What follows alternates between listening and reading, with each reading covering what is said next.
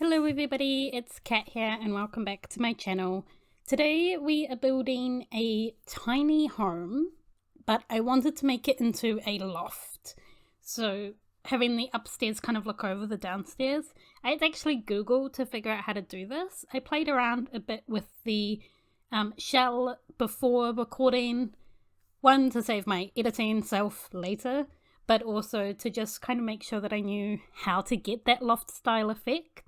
I've always liked the appeal of lofts, like the way that they look, and I like the openness that they can create, and I just thought that it would be a bit more of a challenge trying to make it a tiny home. I was pretty sure making it a micro home was going to be a bit too difficult, but if you want to see that, let me know down in the comments below, and that's definitely a challenge that I would be quite keen to do. But I thought a small one wasn't really enough of a challenge, but it would be quite interesting to see the differences between the three different sizes that come with tiny living. I tried to choose a smaller lot. I think this one is 30 by 20 in Brindleton Bay. I didn't want a too massive lot because I wasn't 100% sure what I wanted to do for landscaping, but I didn't want too small of a lot because there aren't actually that many smaller lots than this. But also I wanted some space for landscaping as well.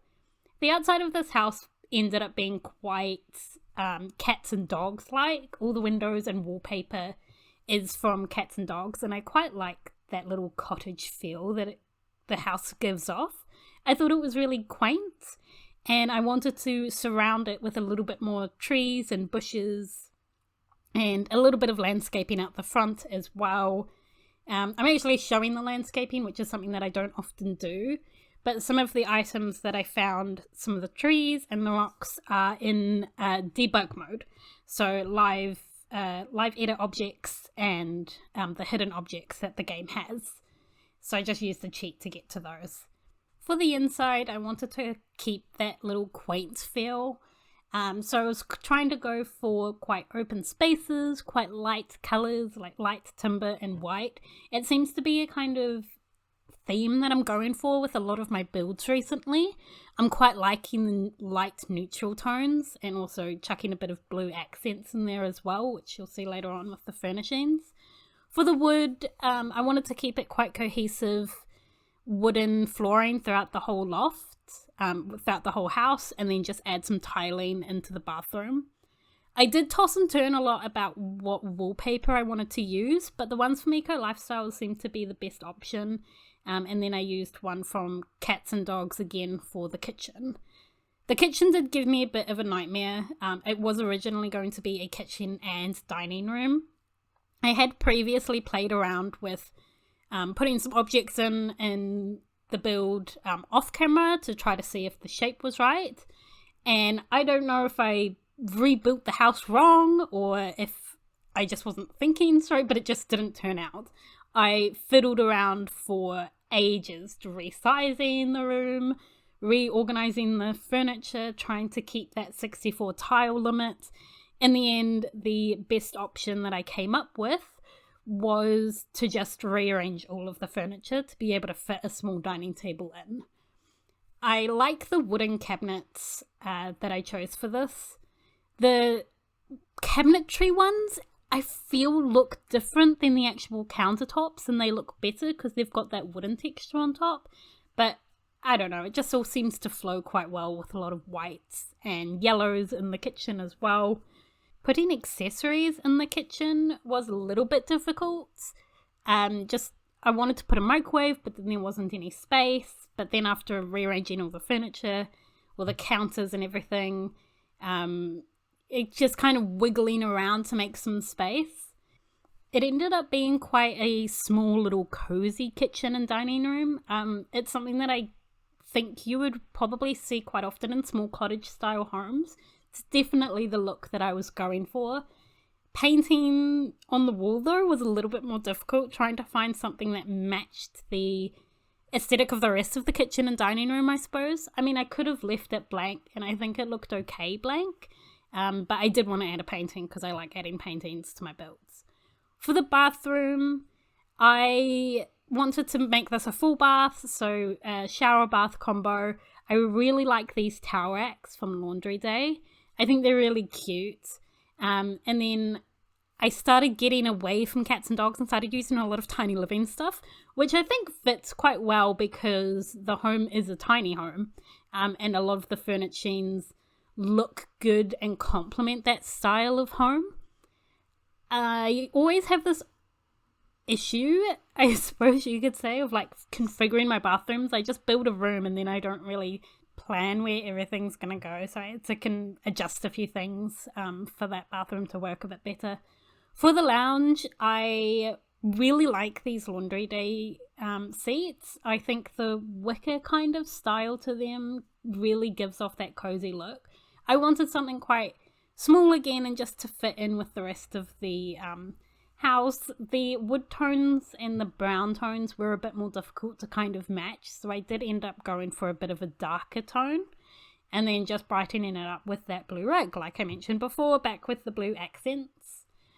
For the rest of the decorations, I wasn't really sure 100% what I was going for. I really like using this coat rack from Seasons.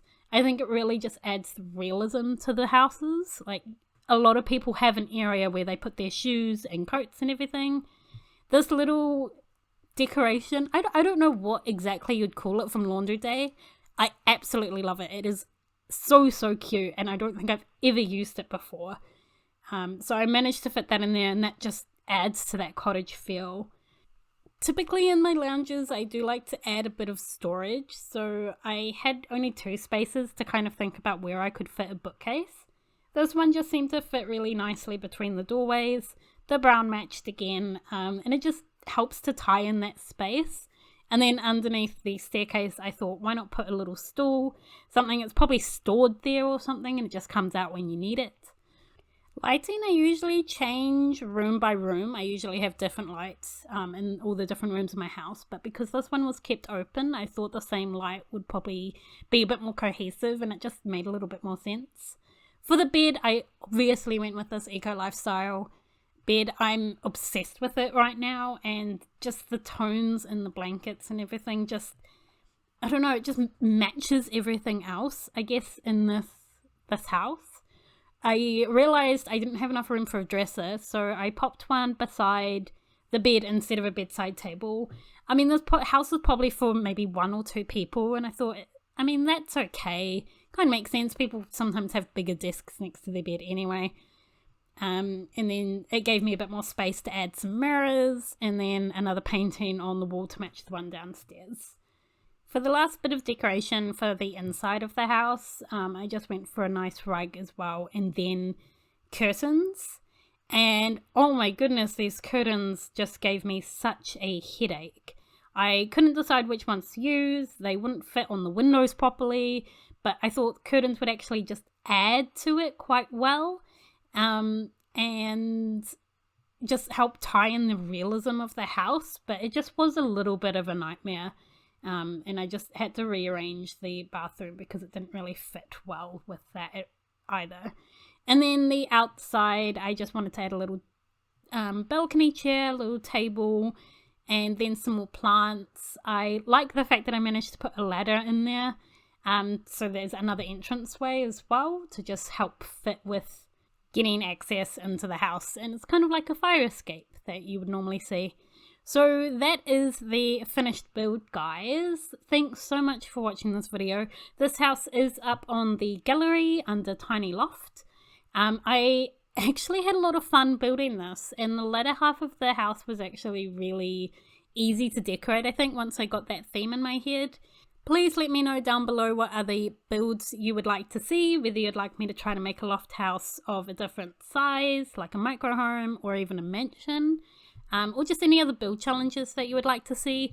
Please give this video a thumbs up and don't forget to subscribe. Thank you again for watching. I do hope you enjoyed this video, and I will see you next time. Bye bye!